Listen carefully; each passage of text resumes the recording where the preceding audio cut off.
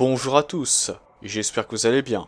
Le 13e numéro de la série de comics Bounty Hunters est sorti le 9 juin aux États-Unis. Je vous propose donc de découvrir la suite de l'histoire du crossover War of the Bounty Hunters aujourd'hui. Bien entendu, si vous n'avez pas encore lu le prélude du crossover et le précédent numéro de la série de comics Bounty Hunters, où je mets vidéo sur ces deux numéros, je vous conseille de quitter la vidéo et de revenir une fois que ce sera fait. Sur ce, débutons. Alors dans un marché sur Nar Shaddaa, Bellard Valance et Dengar étaient à la recherche de Boba Fett. Leur seule piste était le corps sans vie d'un chasseur de primes dans une cantina de la Lune. Dengar affirma cependant à Valance qu'il avait un informateur qui se trouvait dans le marché, Devonovix, un marchand d'armes qui était lié au Hutt. Si quelqu'un savait pourquoi Jabba avait placé une prime sur son chasseur de primes préféré, c'était lui.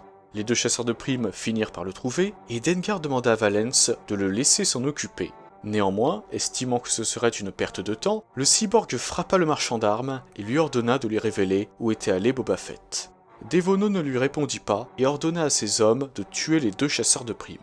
Tandis que ces derniers en avaient terminé avec leurs assaillants, Devonovix en profita pour prendre la fuite. Pendant ce temps, Chewbacca et ses 3 PO, alors à la recherche de Sagwa, rencontrèrent un Mirialan qui leur affirma que Sagwa les attendait à l'entrée de l'arène. Les deux rebelles se mirent donc en route. C'est alors que Chewbacca sentit une odeur familière, et ils ne tardèrent pas à être bousculés par Devonovix. Juste après, Bellard Valance percuta le Wookiee, et ce dernier se souvint du chasseur de primes. Il les avait pris pour cible à un certain moment avant que Han ne soit plongé dans la carbonite. Dengar arriva peu de temps après, et vit Chewbacca en train d'étrangler Valance. Le cyborg tenta d'expliquer au Wookiee que c'était un malentendu, mais ce dernier ne voulait rien entendre.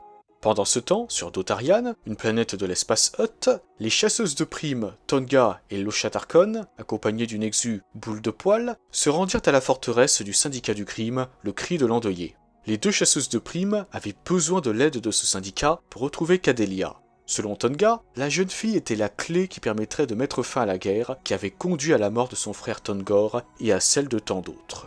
Le grand-père de Cadelia, Kamdek, étant à la tête de l'organisation, pourrait les aider une fois qu'il saura ce qu'elles savent. Tonga remarqua la présence de nombreuses traces de tirs de blaster un peu partout. La bataille s'étant déroulée au sein de la forteresse devait avoir été plutôt intense. Losha Tarkon se plaignit quant à elle de la puanteur de la chair brûlée. Même Boule de Poil semblait nerveuse.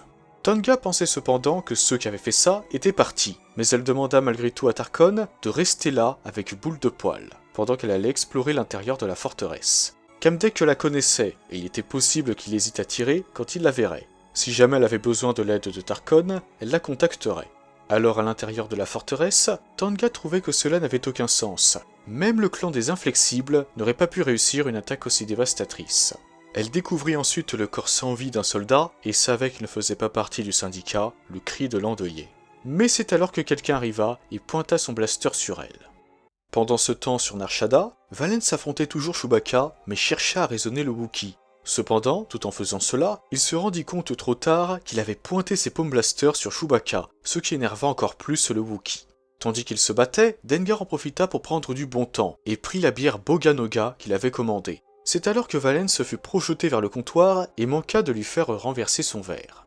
Néanmoins, Chewbacca avait reconnu Dengar et se souvint que ce dernier l'avait maltraité sur cette même lune quelques années auparavant. C-3PO affirma ensuite aux chasseurs de primes que ce n'était jamais une bonne idée d'électrocuter un Wookiee, étant donné qu'ils étaient connus pour être particulièrement rancuniers. Dengar tenta donc une nouvelle approche et décida de dégainer son pistolet blaster. Valance lui dit cependant de ne pas énerver encore plus Chewbacca, qui jeta par la suite le chasseur de primes vers C-3PO. Valance en profita pour déséquilibrer le Wookiee et tenta de le raisonner une nouvelle fois. Au début, ce jour-là sur la brigade Auray, il s'apprêtait à tuer Solo et Chewbacca. Néanmoins, c'était avant qu'il ne découvre que sa cible était Han Solo. Il ne l'avait pas vu depuis des années, depuis leur formation à l'Académie impériale de Carida. Mais c'était son ami. Han lui avait sauvé la vie sur Kulosk, peut-être même son âme quand les médecins le reconstruisaient. Valance avait tenté d'arranger les choses avec Han par le passé, mais il avait toujours une dette envers le contrebandier. Et il était hors de question qu'il tourne les talons alors que Han avait besoin de lui. Il comptait l'aider, que ce soit avec ou sans la bénédiction de Chewbacca. Chewbacca fut convaincu et expliqua à Valance que s'il se soucie vraiment de Han Solo, alors il devrait faire confiance au Wookiee pour le sauver. À moins que Chewbacca n'ait besoin de l'aide du chasseur de primes, ce dernier devrait rester hors de son chemin, ou bien il lui arracherait ses bras cybernétiques et le battrait à mort avec. Tandis que Chewbacca et ses 3 PO partirent retrouver Sagwa, Dengar se réveilla et demanda ce qu'il avait raté. Au même moment, sur Dotarian, Tonga trouva le seigneur Kamdek, qui l'a mis en garde. Elle devait immédiatement quitter la forteresse, tant qu'elle le pouvait encore. Tonga croyait que les assaillants étaient partis. Cependant, Kamdek lui affirma que non, il leur faisait croire qu'ils étaient partis. C'est là qu'ils en profitaient pour attaquer. Tandis que Tonga comptait lui révéler des informations qui concernaient son fils, Camus, Kamdek se contenta de dire que son fils était mort et qu'il le rejoindrait bientôt. Il lui affirma ensuite qu'elle aurait dû partir tant qu'elle le pouvait encore et qu'il était trop tard désormais. L'Aube écarlate était là. De nombreux soldats de l'organisation criminelle se trouvaient au-dessus d'eux. Pendant ce temps, sur Nar Shaddaa, Bellard Valance avait réussi à retrouver Devonovix et lui ordonna de lui révéler où Boba Fett était parti. Le marchand d'armes lui déclara cependant que l'Aube écarlate était de retour. Fett n'avait pas le contrebandier, mais l'Aube écarlate, si. Valance n'en croyait pas un mot. Selon lui, l'Aube écarlate n'existait que dans les holos d'histoire. Ce syndicat avait disparu il y a plusieurs années. Devono lui rétorqua que l'Aube écarlate n'avait jamais vraiment disparu. Elle avait attendu tout ce temps, tout en préparant quelque chose d'énorme. Son chef avait commandé à Devono de nombreuses armes. Des blasters et des détonateurs, mais aussi quelques armes plus exotiques. Valance finit par relâcher le marchand d'armes, qui continua ses explications. Han Solo avait été volé à Boba Fett, et Jabba pensait que le chasseur de primes l'avait trahi, l'avait vendu à quelqu'un d'autre. C'est pour cela que le Hutt avait placé cette énorme prime sur la tête du chasseur de primes. Cependant, Valance et Dengar n'étaient pas convaincus, et pensaient que Devono leur racontait des balivernes. Le marchand d'armes leur assura néanmoins qu'il disait bien la vérité, et que si jamais le chef de l'Aube écarlate apprenait qu'il leur avait parlé, c'est alors que sa tête se détacha de son corps, tandis qu'il terminait sa phrase. Pour Dengar, l'histoire de Devono venait de devenir beaucoup plus plausible. Les chasseurs de primes étaient attaqués par un tireur d'élite. Valance ne tarda pas d'ailleurs à être touché à l'épaule droite. Dengar les mit néanmoins tous les deux à l'abri, car il était certain qu'aucun d'entre eux ne pourrait s'en sortir seul face à leur adversaire, si l'Aube écarlate était vraiment après eux. Et c'est ici que se termine ce nouveau numéro du crossover War of the Bounty Hunters. En ce qui concerne le mercenaire qui s'en est pris à Valance et Dengar, il s'agit de Destik, un assassin et la fille de la sœur de la nuit Shelish, étant apparu pour la première fois dans le jeu vidéo Star Wars Insurrection, sorti en 2015. Nous pourrons donc voir Destik à l'action dans le prochain numéro de la série de comics.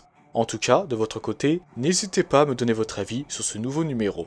Sur ce, je vous souhaite une excellente journée ou une excellente soirée, que la force soit toujours avec vous, et moi je vous dis bye. Merci à toi d'avoir visionné cette vidéo.